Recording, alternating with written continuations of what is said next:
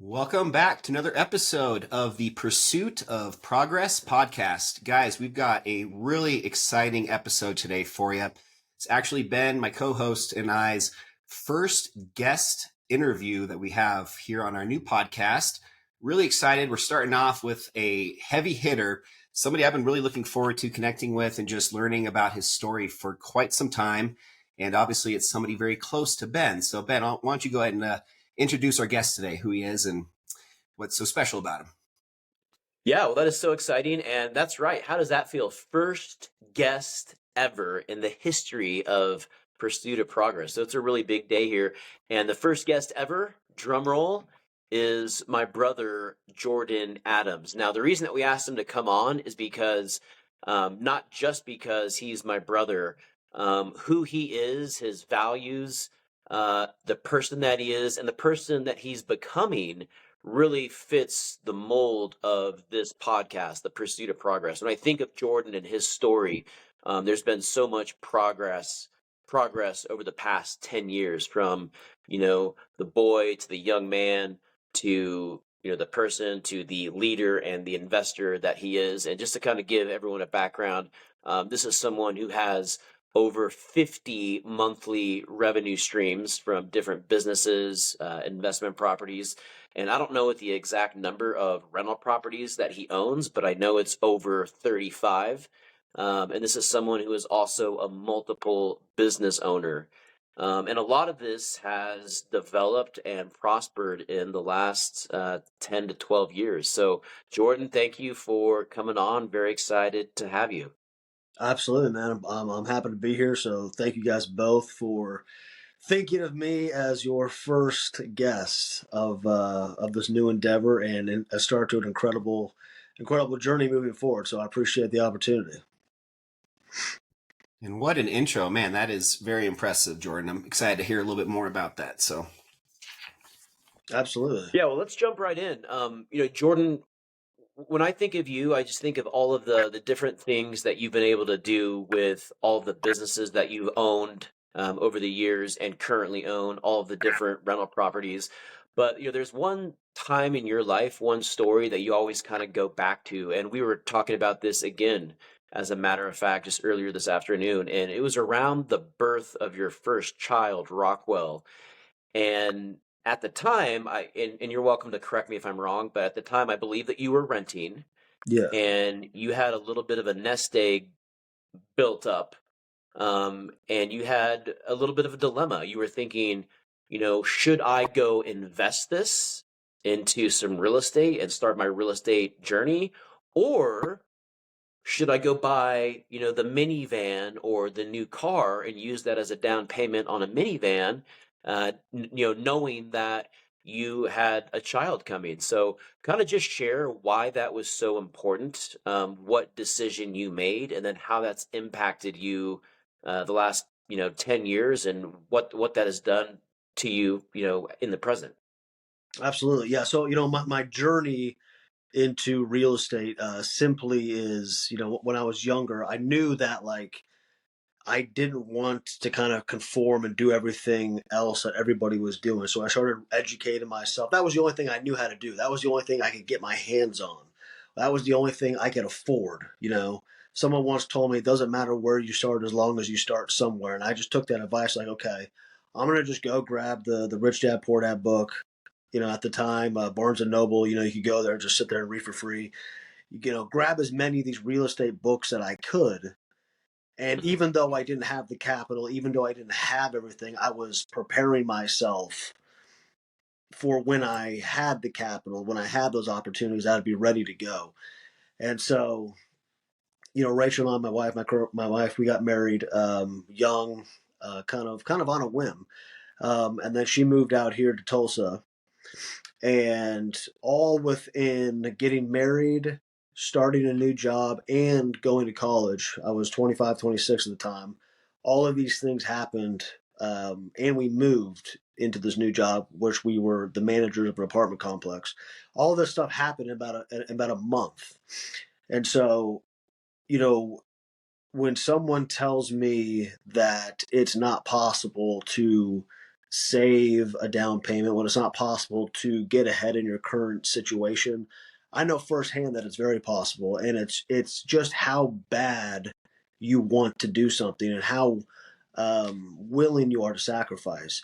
And when you get real like fired up and excited about these things, you start finding ways to bring in additional money. You start finding ways that you never really would have thought about to bring in that extra $300 to save that you can put towards a down payment. And all these little things just start compounding, compounding and compounding. And, as you're reading the books and educating yourself, as you're saving the money for the down payment, as, my realtor, who's still my realtor to this day, looking at houses every day, it's like all of this collective of stuff over a long period of time translates into action, being able to make a decision, a prepared decision. Mm-hmm. And so we were able to save a down payment over the course of a year. I think we only made about $3,500 at the time. We lived for free, so I was able to save my paycheck, live off of Rachel's paycheck, and we were able to muster together $25,000 for our first down payment. And like Ben said, we had a kid. We only had an '06 Accord. We had one vehicle between us both, and the car was coming up on 10 years old. And the decision was, do we get a new car to make our lives a little more convenient, a little safer, driving around in that SUV, or do we stay with what we have and buy that first rental property that we had diligently prepared for over the course of a year or two, and take that leap of faith, even though it was gonna when you get rid of that lump sum of money for the first time on an investment, and you have Mm-hmm. no like safety net, it's a very scary and challenging thing. Mm-hmm. So just taking that first leap of faith to be able to do that really, really was the first time and the propelling factor of everything that has transpired from that, moving forward over the next 10 to 12 years from that point. I got a quick clarifying question. So that very first real estate purchase you made, it wasn't Yeah. for a primary residence. You were still living at the apartment for free. Your very Yeah. first real estate purchase was Yes. actually an investment property. It was. It was. And again, that was the first purchase we made. That was the first house I ever bought. So to get out of the mindset of like, this is my house and I am entitled to live in the first house I get, I buy, I save, it's my house, I get to move in. That was a very challenging, like, emotional process to go through, to know like I have to have someone else live in my house while I'm still renting. But it's that attitude moving forward that has allowed me to like separate, you know, it's if you can't get over that hurdle, it's one of the things Mm-hmm. why people stop from taking that first step into investing, is because they can't get over the fact that there's a bigger picture. It's not about if it's theirs. It's about making money and building wealth. Yeah. How is it going to serve you? And How's it in going to what serve? manner is it serving you? Right, right. And we were talking about this earlier today where, let's say that you did buy the new car and you put a large down payment on a car and then you finance, maybe you bought a new car for 50 grand. And you put a down payment of 25,000 for a new car, and then you financed 20 to 25,000. Well, you'd be making payments on that, and how much would that car that was new 10 years ago be worth now? Well, probably very little compared to what, how much equity have you gained in that investment property, and do you still own that property today? Absolutely, absolutely. So at the time, if I would have bought a vehicle, right, a brand new vehicle, my payment would have been basically the same as what that house payment is. I live in Tulsa, a very affordable market. It was a 4-bedroom, 2-bath. The payment's like $650. My car payment maybe would have been like $450, at the time. But the beautiful thing is I never made the payment, and so yeah, I was able to have someone else make that payment for me, cash flow it, and now that property has appreciated, 150%. I bought it at 100,000. Now it's worth roughly 250.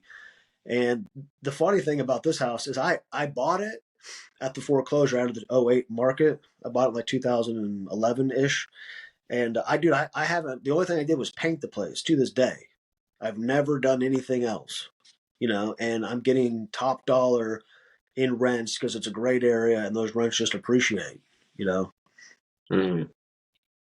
Don't jinx yourself, Jordan. You're gonna Hey, get a call tonight that there's a flood in the house.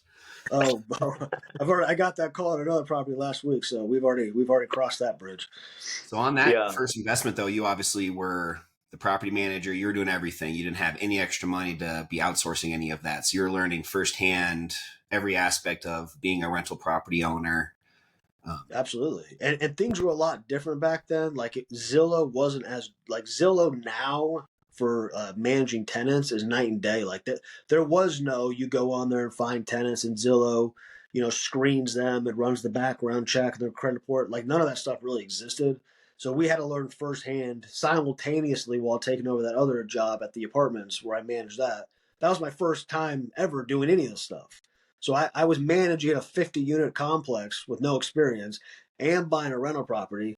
And so they kind of just worked in tandem, like how I had to go about finding tenants, screening tenants, the whole nine yards. So, it wasn't like I had all this experience, someone was walking me through it, but I had Yeah. enough knowledge from reading and educating myself as a directional point to know that, I was hopefully on the right path.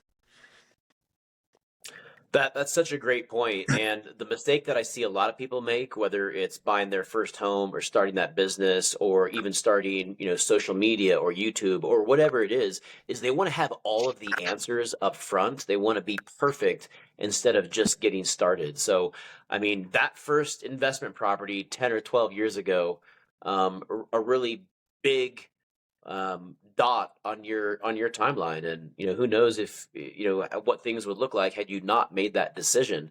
Yeah. And that kind of goes in line with my next question for you is in reference to vision. You've mentioned over and over again how important having a very strong vision and self identity for the person, the leader, the man, the investor that you are. Share with us why having a vision, in your opinion, is so important, and what do you see for yourself in the future for Jordan, the man, the investor, the leader, and the father, 5 years, 10 years, 20 years down the line? Yeah, I mean, the vision for me, I think a lot of people, when you don't understand money and you don't understand the wealth process, people think it's just about you getting a bunch of money and being the greedy rich guy, and really, it's like it's always been about the freedom of time for me, the freedom of choice, the freedom of options, and with that first investment property that I bought, I actually ended up getting fired from that job that I had.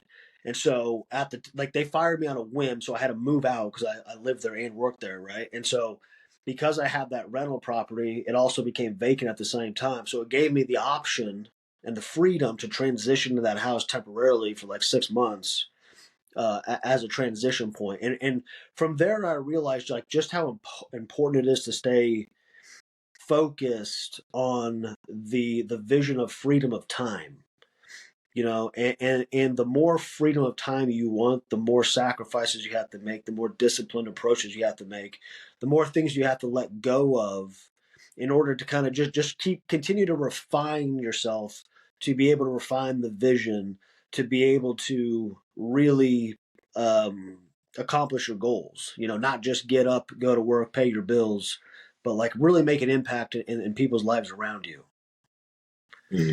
How long after the first investment, this first property, how long was it after owning it until you realized, hey, this is actually, doable? Did your vision change once, you had your first property or your second property? Did you always have a big, there's like a BHAG, for example, big, hairy, audacious goal. Did you have that from day one of, I want to have an X number amount of rental property portfolio, or did Yeah. that kind of consistently change as you continued to kind of go down your path? I wanted enough passive income to where I could choose to go to a work or not. Like I could choose to go to a fit, like be an employee or not. Like if I didn't want to be in a place where like if I took a 2 week vacation at a normal W-2 job, that I was stressed out the whole entire time, that I have no money when I get back and I just spend it all. I just wanted to get enough income to where I could go and I just always had something coming in.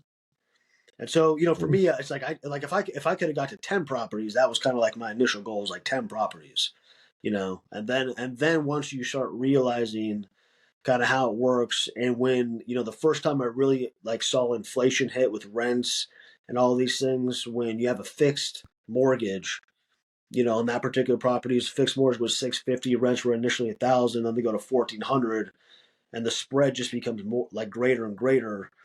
You just get more fired up to like just put all your money into investing because there's no reason not to do it. How long did it take you to get to 10? So originally I kind of took the Dave Ramsey approach where I bought that first property. I tried to pay it. I almost had it paid off in like 2 years. And then I did a cash out refi and I bought another house, probably like 2 years later, which is my second one. I flipped that and then I bought a couple more right thereafter. It probably took me to get to 10. It probably took me. It was like slow. There wasn't any purchases for like 2 years, and then it got to 10 after like a year, probably like 5 in like 2 years. Like probably 6 years total. Mm-hmm. So, and again, once you start realizing and kind of getting comfortable and understanding your markets, then it's easier to get there quicker as you start building capital and knowing what to look for. Did you And also you've change? never, Sorry, Ben. Did you also change your strategy going from single family homes to like duplexes, fourplexes? Was that part of that Yeah. jump to 10 units, or were those all single families? There was those are mainly single families. The market's just changed so much. Like back when I first started looking, there was a lot more duplexes available, but the price point was higher, so I didn't have the funds to do that. And then now the duplexes are harder to get. So it's like long term, I really want to be in multifamily units. It's just way less hassle because I self manage everything. So it's just way less hassle dealing with the maintenance and all the stuff and running around, and it's a lot less stressful to Mm-hmm. do it that way. yeah, and one thing I was going to ask is, to get to the level you're at, you've had to make a lot of sacrifices, and I think sometimes, with the glorification of social media, everything is always so rosy where you see these people getting to live the lifestyle they want and and invest in real estate, and drive the luxury car. Talk to us about if that's been your experience, and what sacrifices you have made, what sacrifices you're not willing to make, and how that's allowed you to really 10x your growth over the last couple of years. Yeah. So, I mean, anybody that wants to become wealthy would agree that, like, you want to be wealthy at 30 as opposed to 40, right? Or, 20 as opposed to 60.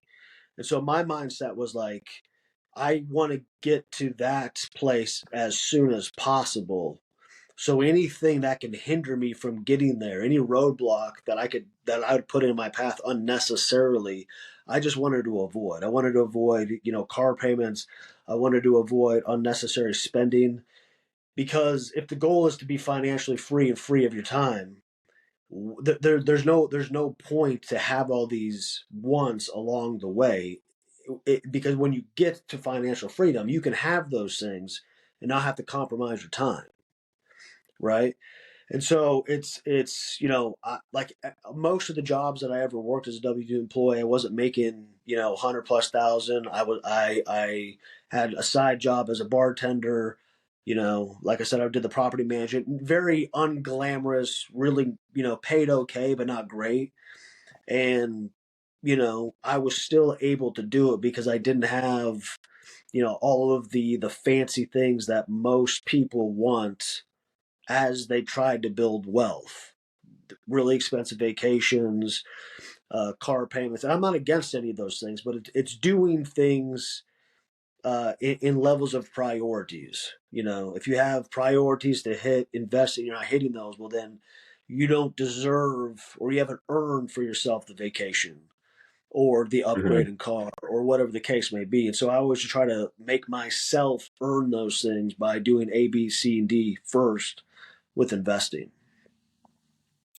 And I'm assuming that your wife from day one has been on the same page with a lot of that. I could see that as being a pretty touchy subject if one person has certain life aspirations, maybe traveling or, certain things that might vary from your goals.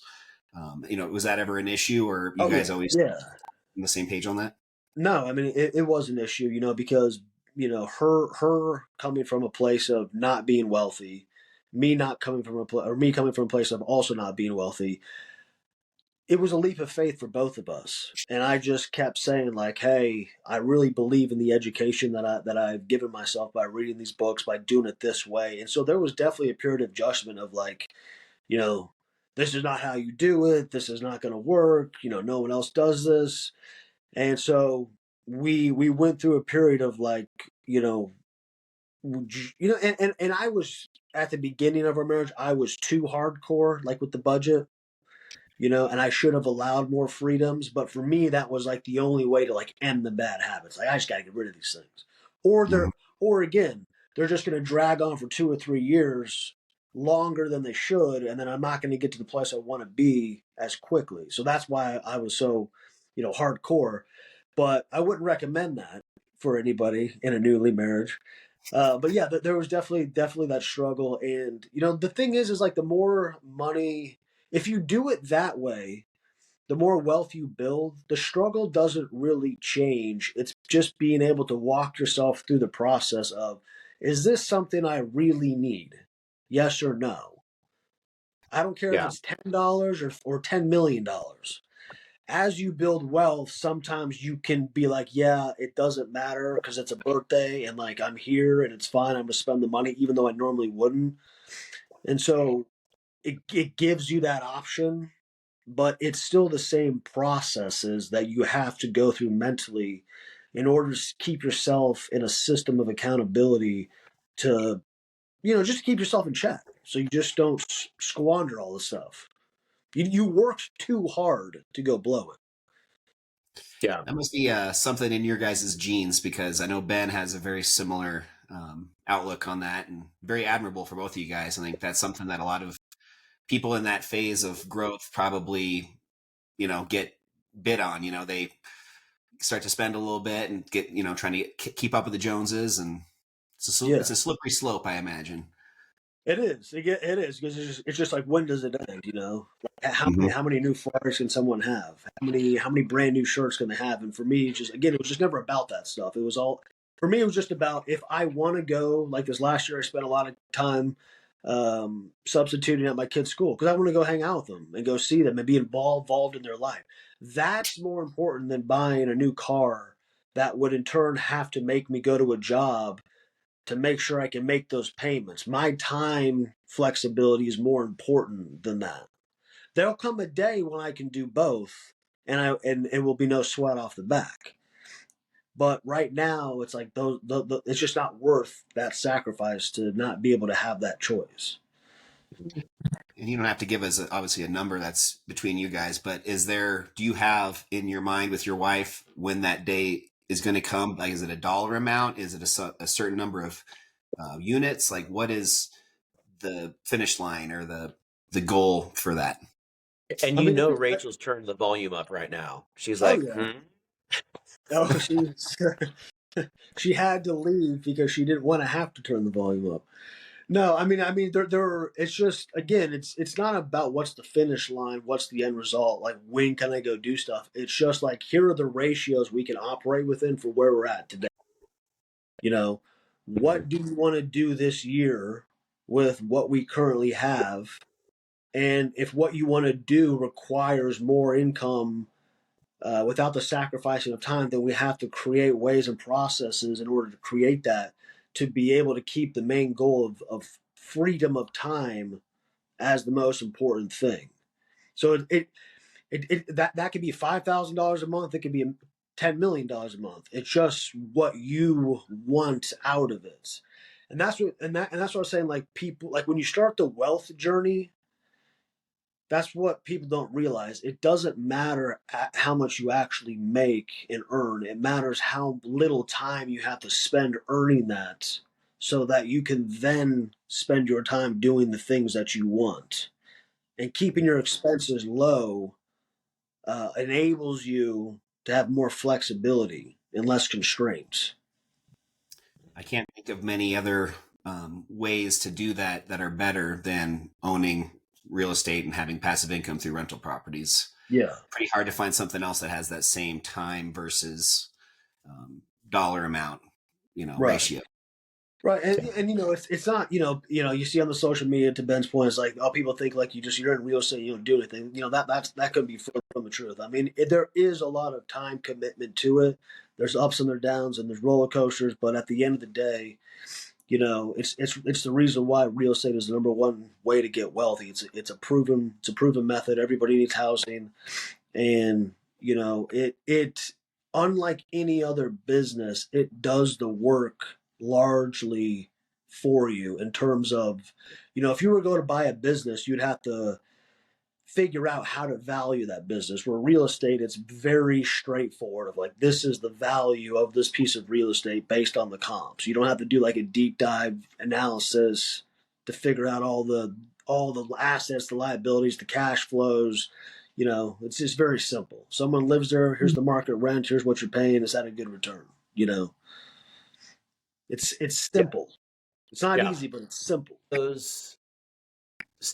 Along those same lines, from the outside looking in, as your real estate portfolio has increased over the years, as your revenue streams have increased, and as the amount of businesses that you've bought and sold has increased, there it seems to me from the outside looking in that there's also a correlation with the person that you've become, the things that you've done to develop yourself. I know one thing that you've said, when you're on your building journey, is that it's never ever been just about the money, Mhm. and about the actual wealth.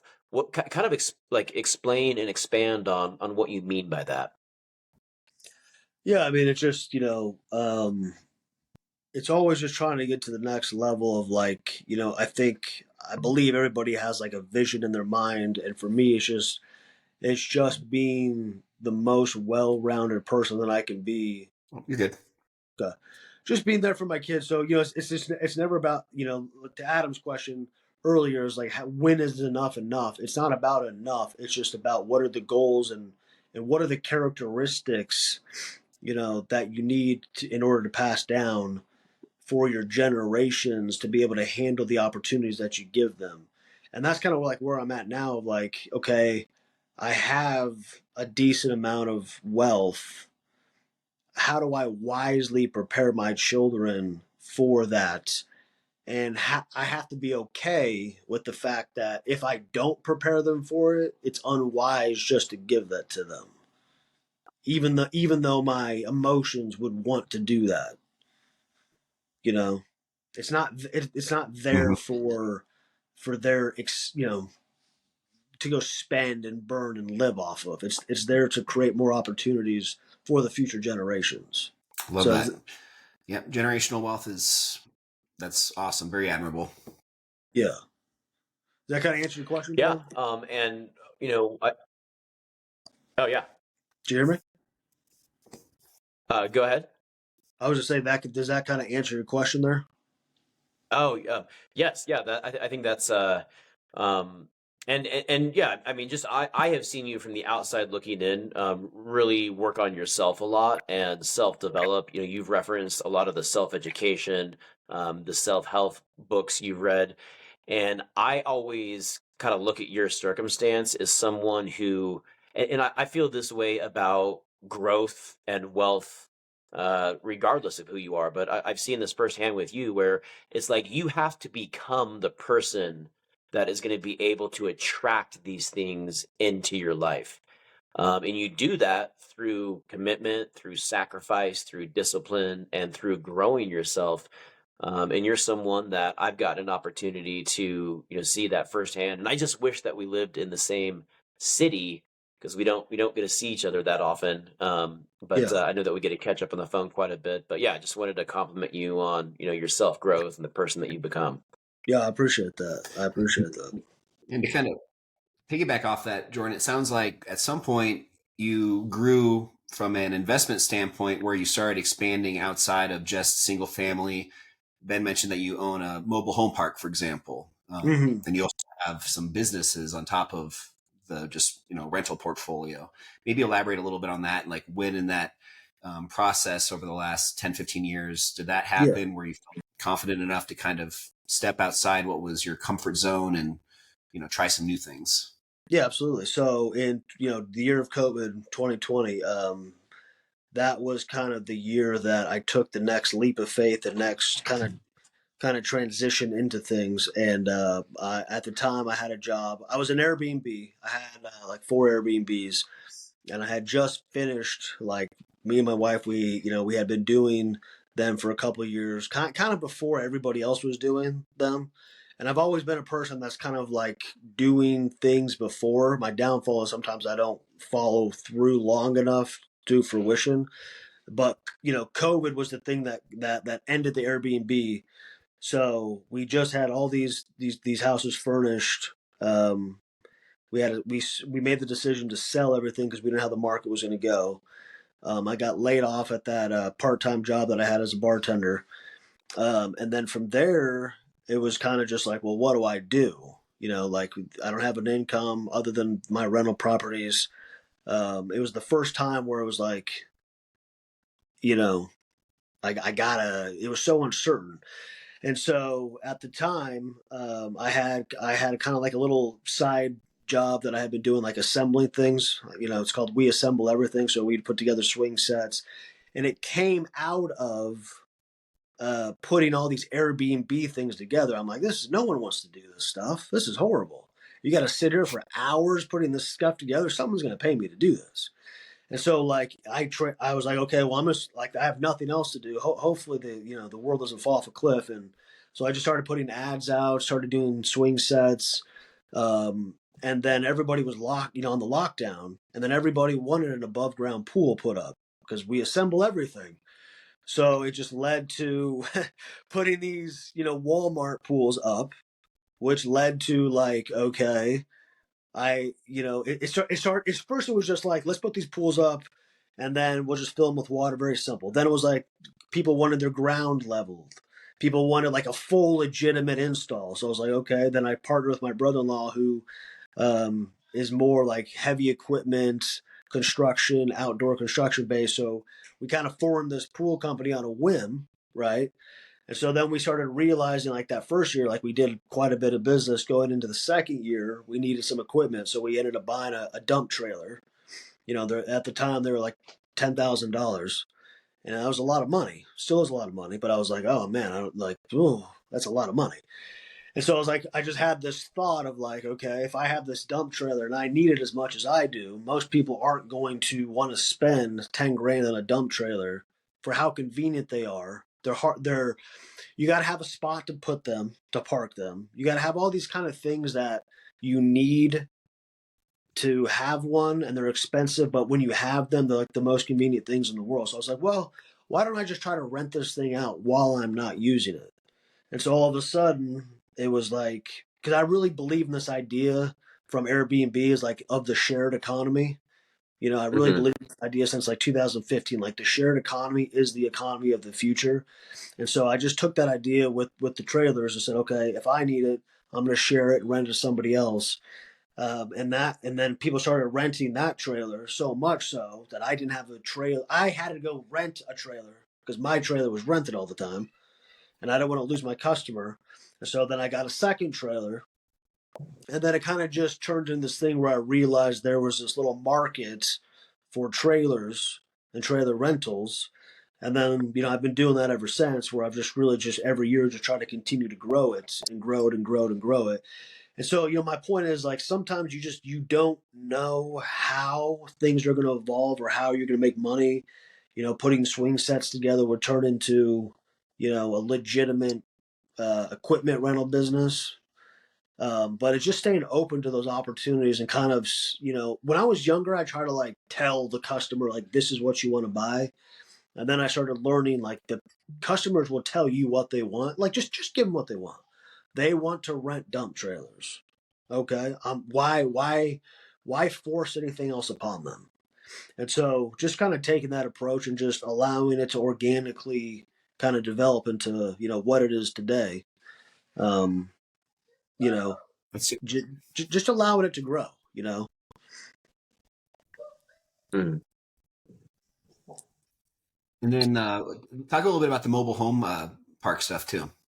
Yeah, so the mobile home park was just kind of in the real estate realm, different asset class inside real estate. Obviously, it's been more. I believe that they're a great opportunity. This one, it's about an hour away from me, which is presenting some challenges in a smaller town. But we've had it Mhm. coming up on 3 years now, and there's 11 units. There's 11 lots that have 11 homes on them. When we first bought it, there was four that just rented the lot and they had their own home, and then there was six that we rented the home to them and also the lot. And since then, we've just transitioned to like rent to own. Like you rent to own the mobile homes. That way, like you don't have any maintenance. It was just too much going out there trying to fix things. So now it's just rent to own. They're responsible for the maintenance and all the stuff. So it's been a lot more profitable. And again, it's just bringing in all that cash that can help uh, cover expenses, on the single family. And just as that snowball of cash flow gets bigger, you just have so many more options to be able to Yeah. do with things, where now I have an extra 5 grand this month. I can go buy another trailer that will increase revenue that I can use on my own personal properties anyway for dumpster cleanouts, whatever. And so I just try to do things that like I'm already doing that help make the wheel go round. And if you can make your competitor like your biggest customer as well, that's where you're really going to start making money. People are already renting dumpsters. So if I have the trailers for rent and I'm using them, then it's just a win-win-win for me. Mm-hmm. Mm. So, Yeah, that's great, and thank you for sharing that. And I know there's other businesses and other things that you've done, but we're also getting a little bit short on time here. So, kind of, I think last question on my well, end let, is let I me just let, wanted let, let, let to, me let me say, not to cut you off. Let me say one last thing. What I like when it comes to making money, it's not about where you make the money. It's not Mhm. about how much you make. It's about what you do with the money. People get so caught up in like I have to have the Yeah, perfect job to make the money. My whole goal has always been is like let me just bring money in and take every dime and put it in real estate. Bring money in, put it all in real estate. Real estate will pay me. I'll go set up, mouse traps to bring more money in and then just put it in real estate. And I really think if you just follow that model, like it's really difficult to go wrong. and Mm-hmm. that goes back in line with your vision. You have a vision, you have a plan. So when that money comes in, well, you have a purpose. That's there's a plan for that. You're living intentionally. You have a purpose for those dollars, so they can then go feed into something else. And that's also a mistake that I see a lot of people make, where they don't have a plan, and because they don't have a plan, it doesn't give them the ability to have a purpose. It's like, well, I just got this Yeah, bonus, or I just had this commission check come in. Like, well, what now? Like, what do I go do? Well, if you have a purpose and a plan and a vision, you already know what to do with it. exactly, exactly. What I was going to ask you on is, you're someone that has faced a lot of adversity, on a personal level, just being your brother. I know some of the things that you've gone through, that we've both gone through. but also, doing all of the different things that you're doing. You just hinted at the mobile home park and some of the challenges that have been there. Being a business owner, I know there's challenges with that. Tell us how adversity has shaped you and how you look at adversity or problems, or when things that are, challenges that come into your life. What is your perspective? How do you look at those, and how do you overcome those? And what advice would you have? Yeah, I mean, I think when I was first starting out, it's you're so afraid that something's going to go wrong, and it always does. That you either there's people that just fold, and I see it all the time. Like, I just can't handle the rental business. I'm just so tired of people, doing this to my stuff. I just can't handle. They can't handle the stress. And if when the adversity comes, there's just again, like, as you build wealth, and your time is the most important. There's just no reason to stress out over things that are out of your control unnecessarily. Problems happen. Units flood. Like I said, that unit flood last week. When I first started out, I would have freaking collapsed on the spot. I wouldn't have been able to do anything the rest of the day. But now I know how to handle those problems, and it's often not as bad as you think in your mind that it is. And Hmm. if you just plan and prepare, and having faith in God, and with personal issues and stuff like that come around, it's just part of the process. It's knowing how to deal with things that much better and more efficiently. And at the end of the day, it's learning how to prepare more. It's learning how to prepare more so that when those things Hmm. come, it's not even a thought. You've already prepared for it. You can just move on. It doesn't consume your mental health, your time. You already know what's happening, and that's really the difference now. Is like I try to prepare for those things instead of waiting for them to come. And wouldn't you also say that it gets your skin so much thicker to where, like, how to react, how to problem solve now, and it also has allowed you to move forward, would you say, as an Oh, entrepreneur absolutely. and take additional risk? Absolutely.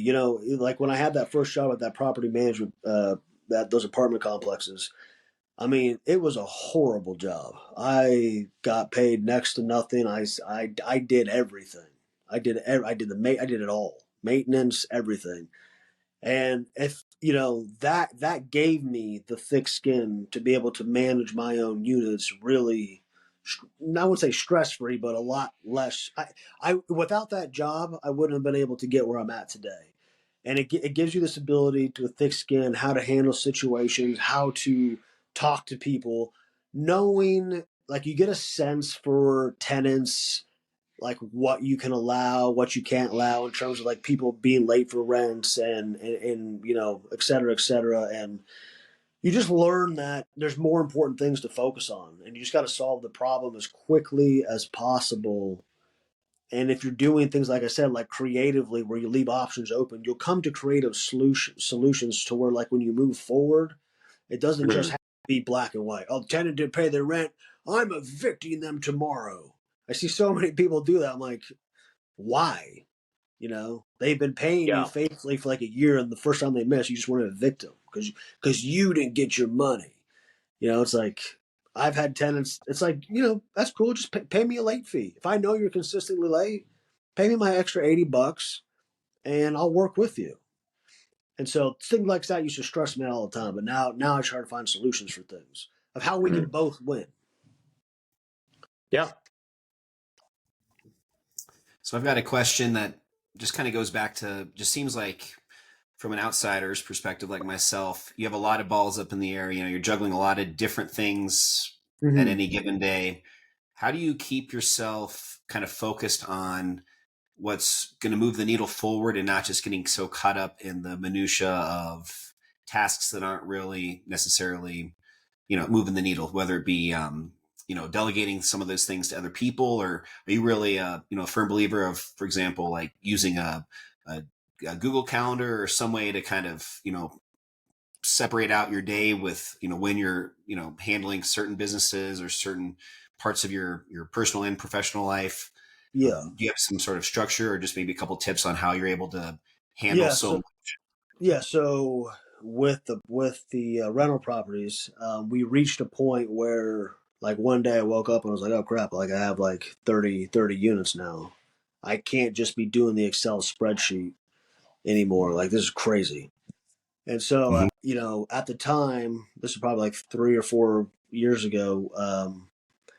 There wasn't really a lot like other like QuickBooks was like an okay way to manage and track your income and expenses and stuff, but there really wasn't a great like user friendly outside of real expensive software for property management. And so we finally found a property management software that we've been using. It's called Doorloop. Like since then we've been able to scale it. It's based, the price is based on how many units you have. And so I think we pay for the 50-ish units that we have. It's only like $150 a month. But tenants have their own portals. They can make payments online. They can do all their maintenance requests online. You can send out mass text messages, like if it gets cold and their pipes might burst to drip faucets. I was doing all that stuff by texting manually. People sending me freaking Cash App, Venmo, Zelle Pay, taking payments 800 ways. It was crazy. And so that, like, just getting the systems in place, like, have allowed me to really scale. And then, you get to a point where it's like, okay, I can afford an assistant now. Like, I don't need to be answering the emails or calling the electric company to have the utilities turned on when a property goes vacant. Being understanding that if you're doing those things, you're wasting your time. Um, and then like Mhm. just like the maintenance stuff, like I'm pretty versed in like all of the construction stuff. And at the beginning, you got to pitch every damn penny, and so it was a lot of times it was me. Now it's like, you know what? I don't need to do all that stuff. And the transition is hard because you mentally have to go to a different gear where you don't feel unproductive by not doing what you used to do, Yeah. and finding a new purpose of how you can continue to be productive without being lazy or like feeling unproductive. And it's, Yeah. finding those systems that can keep you moving forward and really just replacing yourself so that you can look back and go, no, like things are still getting done, even though I'm not the one doing them. Hmm. Because if you like what I found, like, is if you hire someone to do something and then you try to go do it yourself, they just stand there and watch you. And now you're paying a guy to watch you do the work. I mean, it's Mhm. stupid, but that's part of the challenges of growing as a person. Yeah. So if that answers your questions, with the assistant, she does a lot of the Google calendars for me. The trailers are pretty flexible where I just schedule my appointments like first thing in the morning. So there's not a lot of, is why I like the rental business. There's not a lot of moving parts. And I've just tried to move into things where there's just not a lot of moving parts. Someone wants a trailer, they call, I put on the schedule, I have someone meet them, they rent it out, and then every day that they keep it, they just get charged on auto pay. I think my favorite aspect of multifamily and just kind of what you're talking on this point is just how there aren't any other businesses out there that are so easy to scale. It's just such a scalable business where you get this foundation established and then just to scale from 5 to 10 to 50 to 100 for you now to go from 50 units to 250 units. You have such a good understanding of the foundational aspects of the business that it really isn't that much more difficult. You have just such a good understanding of it at this point. Yeah, Hmm. and again, if you constantly don't live off the cash flows, and if like Yeah. and your rents increase and your payment started out at $600, well now, I mean, I've got properties where my payment's like $1,000, and now my rents are bringing in almost 3,000. Right? So I'm Hmm. making 2 grand. And if you don't use that money to fuel your lifestyle, well, now that one house can go back up. I can go buy 2 more houses, and that one house's rents can cover those payments in the event of a vacancy or in the event something goes south. Like, and so it's just having one house cash flow back up the other house. And if everything's just backing each other up, then you Hmm. get to a place where you're bringing in 100 G's a month. And for you to take a small 5-10% off of that for yourself doesn't affect the process because everything's being paid for and backed up by the assets and the cash flow. That's So, exactly right, and that's why that discipline that we talked about is so important. Having that vision, knowing where the money is going to go, using your resources in a way that they're covering each other, and it's and we kind of touched on this earlier today too. But it's like once you get to that like 10-year mark, now your properties all have equity and a substantial amount of equity. They're all cash flowing really really well. Whereas mm, that's not always the case, in year one. But once you get to year 10, it's like you got momentum on your side now.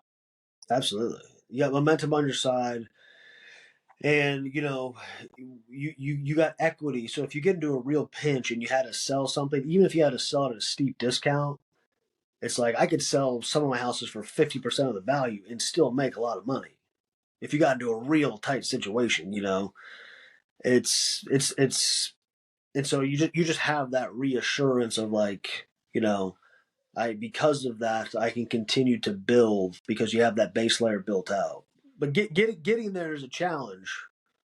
But if anybody that's listening, if you want to do it, I don't care what market you're in, and if it's an unaffordable market, you may have to move. You may have to be willing to move out of that market, or at least invest out of that market to be able to get Exactly. started. That, If and I see that all the time, and people say, "Well, I can't afford to like purchase here or invest here," and I always say the same thing: like you can invest in outside markets. And yeah, there are deals out there. There are markets like Tulsa and other markets across the US where, you know, it costs a lot less to own a home than it does to rent a home. And that's not absolutely. the case for the market that I'm in Denver. It's just expensive regardless. But there are markets like you're saying that make sense. But I think it's not putting labels on yourself. And I see a lot of younger folks and just people in general. They label themselves and say I can't do this or I don't want to do this or I'm not willing to give this up. And learning to remove those labels and what type of sacrifice are you willing to make? And it's also, people mistake price paid versus value. If I were to tell you, Adam, I know you're not as familiar with Tulsa as Ben is because as I've gotten to introduce him out here. But if you were to tell somebody, hey man, you can get a house out here for $60,000, and with maybe 10 or 15 grand, 20, you know, you're going to be have this is not a shanty. This is a livable home. This is a livable home. And people go, well, I'm too good for that. I need the that's not a 500,000. What am I going to do with a $60,000 home? Well, what you're going to do is your payments can be $500 a month. You're going to put on Section 8, where you get the government paycheck guaranteed for $1,300 a month, $1,295, and you're going to build equity. And again, even if it's a home that isn't the best rental in the best areas, it builds equity so you can sell it and upgrade at a later date if you choose to do that. You know, but these are, I mean, it's just crazy what these house the risk of buying a house for 60, 70, 80 grand and the market going south and you not being able to recover your principal is just very unlikely. It costs more. It costs more to build the house. The lots, Yeah. these lots are 20 grand. And so it's just understanding the risk of like what can actually go wrong, and if it goes wrong, it's not like if something it's not like this one guy I met, he has like thousands of storage units. Adam was crazy. This guy's and he bought a lot of his stuff out of the '08 crash where on one of his storage units he's making like 75,000 a month. It's hundreds of units, and he just said like he only ever had one deal that he didn't make money on in real estate, and it was because he panicked because he didn't think he'd make any money and lose all his money, and he said like he only lost like 5 grand, and that's when the light bulb went off of like even if the deal isn't the best deal, I still get a lot of my money back. You don't just lose everything. You Mm-hmm. know, people think, Yeah. oh, I'm just gonna lose everything. It's like, no, you're if you're wise, you can recoup most of that money over a period of time.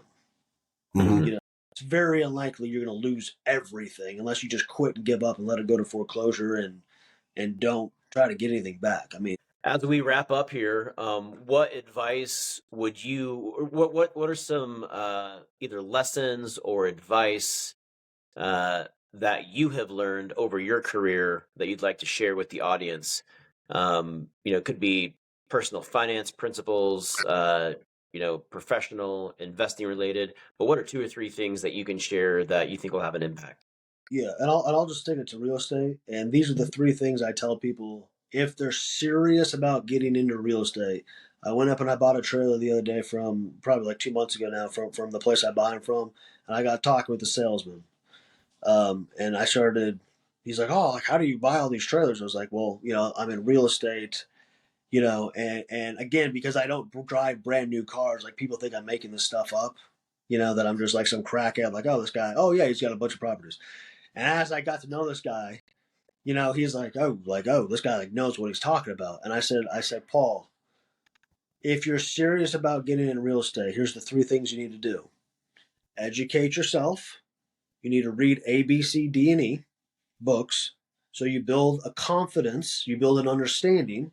As you're doing those things, you get with your realtor, you find a realtor that is willing to show you properties based off the knowledge you're getting from these books to tell you how to identify a deal. Go look at houses every single day. And that's what I did with my realtor. I looked at houses every single day, most days for like a year. Every single weekend we'd go out and look like 15 houses. I learned how to identify what an HVAC system was, if it was good, how to look at the electrical system, how to look at the roof, how to identify, even though two houses that were very similar selling for the exact same price, why one was a better value than the other one, right? Mm-hmm. Educating yourself, looking at properties, and then saving that down payment that you need to buy that first property. So in a year, you have the education, you know how to identify a good deal, and now you have the capital to go put down on what you just spent a year of your life working towards, and obviously working with a lender and having your financing locked in and ready to go. So you're prepared. So when you go buy that first house, you're not just like, oh my gosh, I hope this thing works out. But you know it's going to work out, and if there's problems, you now know how to address them. Well said. I like that. So one last question on my end. When it comes to people that are total newbies, had never owned a home before, interested in getting involved in, real estate investing outside of, for example, you mentioned Robert Kiyosaki's Rich Dad Poor Dad. What would be another entry level book for, people to just kind of get, dip their toe in, just people that are not, well versed on some of the terminology, just a basic book that you feel like provides a ton of value? Yeah, the Gary Keller book, The Millionaire Real Estate Investor. That's one of my go-to books to recommend to people. Very simple, very just like, wow, I don't know why I'm not doing this. Like this is like very simple. Um, The Richest Man in Babylon is a good, it's a good mindset book.